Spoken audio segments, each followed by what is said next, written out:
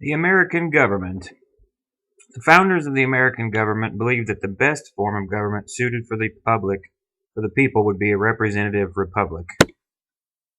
This government would consist of many entities founded on both experience and theory. Some of the most important documents include the Declaration of Independence, the Articles of Confederation, the idea of federalism, the Bill of Rights, and the separation of powers, which includes the judicial, legislative, and executive branches. Foundations of American Republicanism. John Locke was an English philosopher and considered the father of classical liberalism. A quote of his says, "The only valid government is one based on the consent of the governed." The Founding Fathers were heavily influenced by the ideas of John Locke. He argued rulers and citizens must enter into an agreement called the social contract. It must be a government by the people and for the people. Declaration of Independence. The Declaration of Independence was founded in the ideas of John Locke.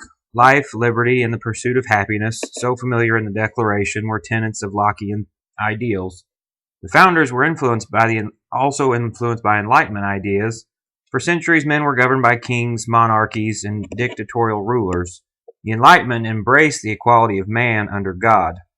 Thomas Jefferson was the primary author of the Declaration of Independence, with the assistance of Benjamin Franklin, John Adams, Roger Sherman, and Robert Livingston.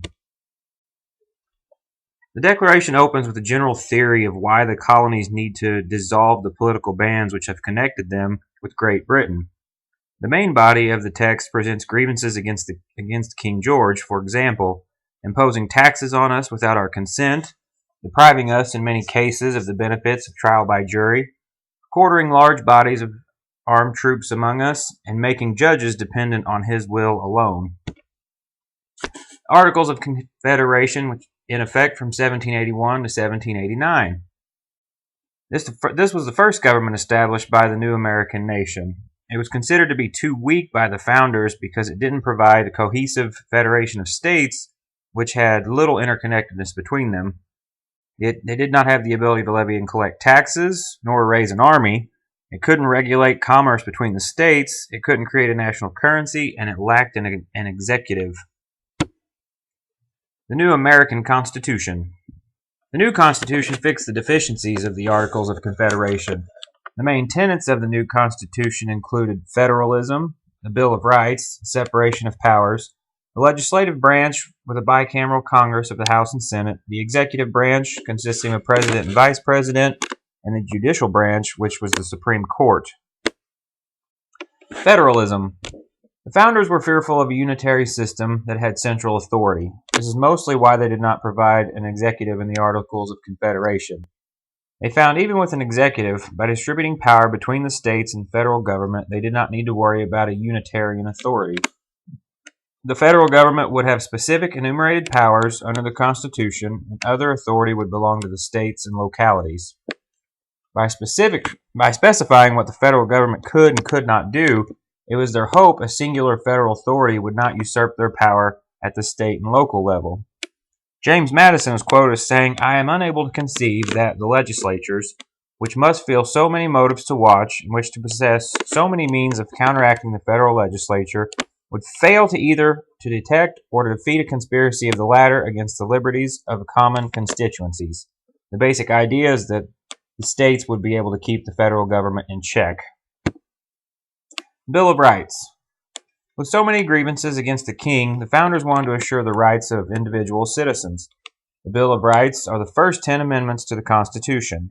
These rights include Amendment 1, freedom of speech, religion, press, assembly, and the right to petition your government. The Second Amendment is the right of people to keep and bear arms. The Third Amendment says that no quartering of troops in homes during times of peace. The Fourth Amendment provides no unreasonable searches and seizures, and only warrants of search shall be issued with probable cause. Amendment 5, no person shall be held to answer for a capital crime unless on the presentment or indictment of a grand jury. Nor shall a person be charged for the same crime twice, better known as double jeopardy. A person shall not be forced to testify against themselves, and a person shall not be deprived of life, liberty, or property without due process of law.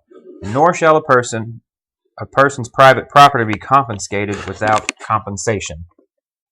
The Sixth Amendment states that citizens have the right to a speedy and public trial and shall have counsel for defense. The Seventh Amendment guarantees a jury trial for civil cases in the federal courts. Eighth Amendment states that courts cannot impose excessive bail or fines and cannot use cruel and unusual punishments. The Ninth Amendment states that other rights that may exist aside from the ones explicitly mentioned, and even though they are not listed, it does not mean that they can be violated. And the 10th Amendment states that powers not enumerated in the Constitution of the United States are held for the states and to the people. Separation of powers. The founders were influenced by French philosopher Charles de Montesquieu in this respect. He states, moderate governments must combine moderate powers. Know what gives one what remains to another, and finally we need a system, that is to say a convention of many and the discussion of interests. To prevent one despotic government entity, the founders set up separation of powers through three branches of government with checks and balances to minimize authority. These branches were the legislative, executive, and judicial. The legislative branch. This branch of government, known as a bicameral Congress, writes and passes laws. It consists of a House of Representatives and a Senate.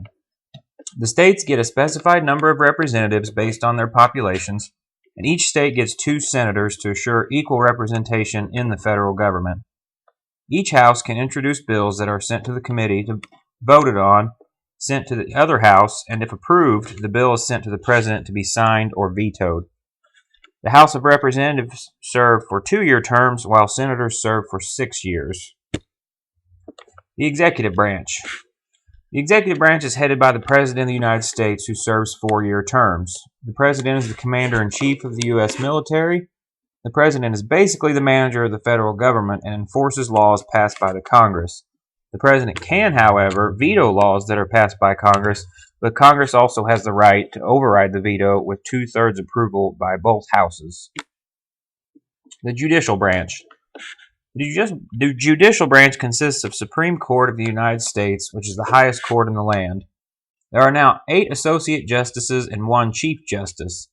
Members are nominated by the President for lifetime appointments, but must first be approved by Congress. Supreme Court decides whether laws at the federal, state, or local level are constitutional or unconstitutional, and cases must go through every other level of the courts before reaching the Supreme Court. The founders knew that the constitutionality of some laws would be challenged and created the judicial branch to be the final decision maker regarding these challenged laws. The bureaucracy, a 4th branch. While it is not specifically stated in the Constitution, a large branch of the federal government has arguably been created over time, the bureaucracy. The members of the bureaucracy are not elected by the people or elected officials. The bureaucracy refers to federal agencies that make and enforce rules and regulations on the general populace. These include the EPA, the FDA, the Departments of Energy, Commerce, Agriculture, Transportation, Health and Human Services, among others.